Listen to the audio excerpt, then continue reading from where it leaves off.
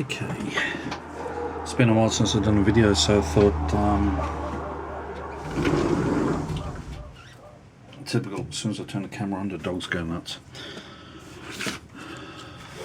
I was just cruising eBay the other night, and, sorry, last week actually, and where is my torch? Okay, now this is my Victorinox rescue tool. I've had this for quite a few years. Absolutely love it. I use it at work all the time. As you can see here, the scales absorb light and glow in the dark. Now if I get a decent quality torch, where is it?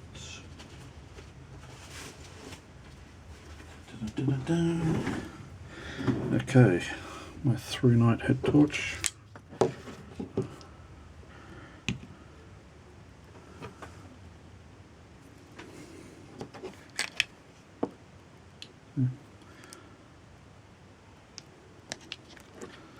Now, I was just looking at knives on eBay, just seeing if I can find something that's nice, interesting, different, and I found another one of these for sale.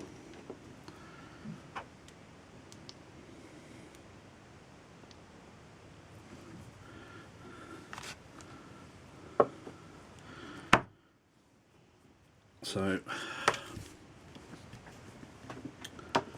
it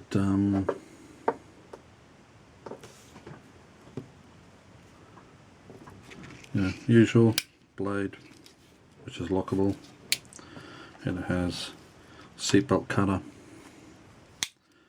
It also has windshield cutter or glass cutter for the front of vehicles and stuff like that.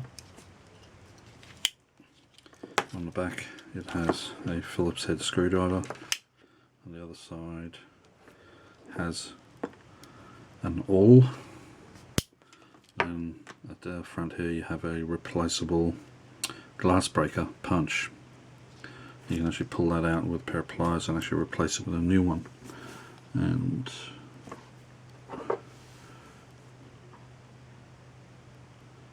as you see there, it's been ground down to a sort of diamond tip. So just cruising eBay as you do, I found one for sale for $18. So I thought, oh cool, I'll grab that, thinking it was a second-hand one. Looked like it was in good condition. This is how it arrived.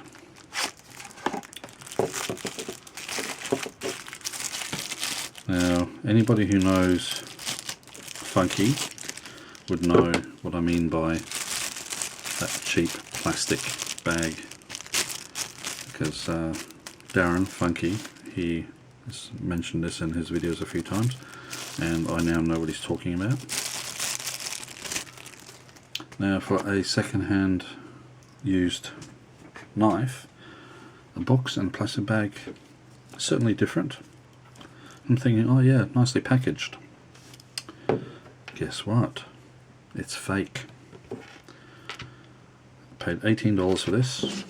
This, brand new, Victorinox, this here in Australia on average is anywhere from, I think the cheapest I saw was $85 and the most expensive was about $110, $115. Opens nice and smooth and locks nice and smooth. But also when you open it, the locking mechanism clicks into place quite smoothly, and when I apply pressure to the blade,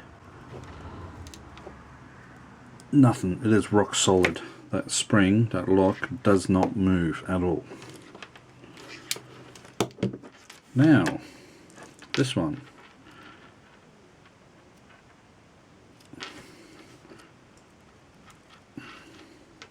Takes two hands to open it. careful here. Look at that.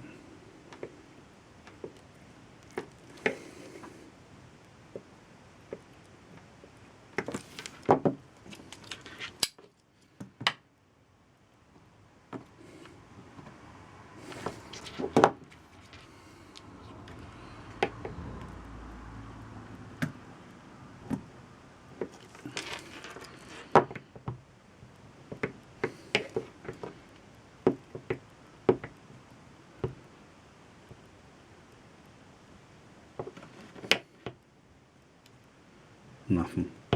No movement.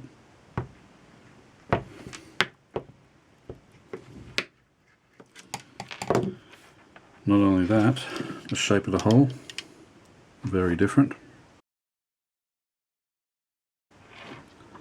The teeth are almost the same, but the blade is very, very similar. They've gone out of the way to make sure that it's not a 100% copy.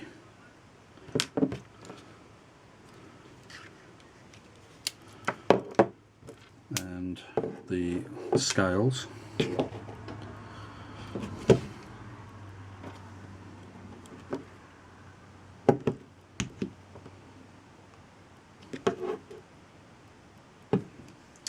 are just yellow plastic. The glass breaker is in shoddy condition. This one is precision ground, so all the angles on all four sides come to a matching tip, so they're the same size all around. This one, this side is 3 times larger than that side.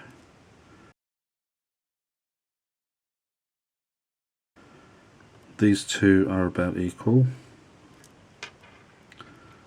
but those two that are equal do not match either of the other two. Whereas if you look at these, it doesn't matter which way you rotate them, the tip and the size of the grind is identical on all four sides. The Phillips head on this one is nice and straight. On this one it canters off to the side a little bit. The actual head of the Phillips head, that's nice and sharp and evenly ground on all sides. This one looks like it's just come out of a cheap plastic mold.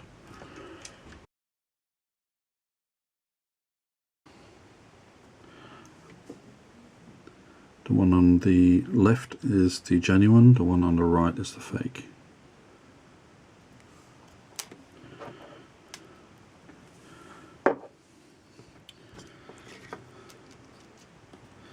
The genuine one has actually got a little lump on it so that it locks in place when you slide it in.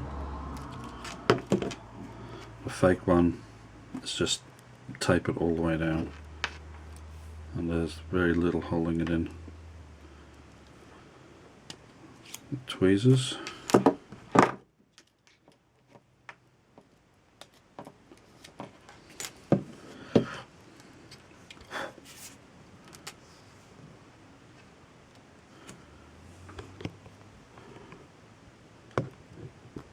The top one is a real, the bottom one is a fake.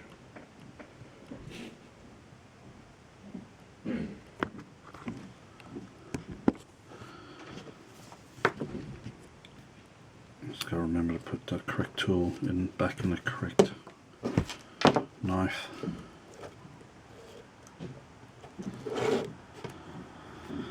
Okay, the logos, very, very close.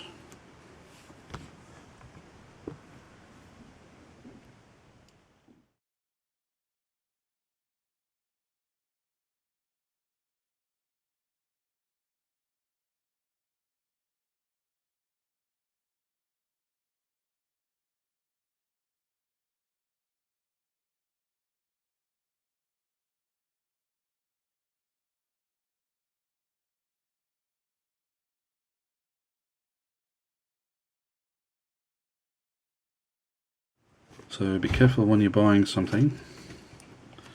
I thought I was getting a second-hand used item, but genuine. Instead, I got a knockoff, a forgery, a fake. Thankfully, I only paid $18 for it, as opposed to a $100. So, yeah, I think I'll leave that tag on there. That way I know at first glance which one's which. That's my little lanyard on it, high vis. So there you have it, guys. Be careful what you buy. You just, bloody hell, you just never know what you might get.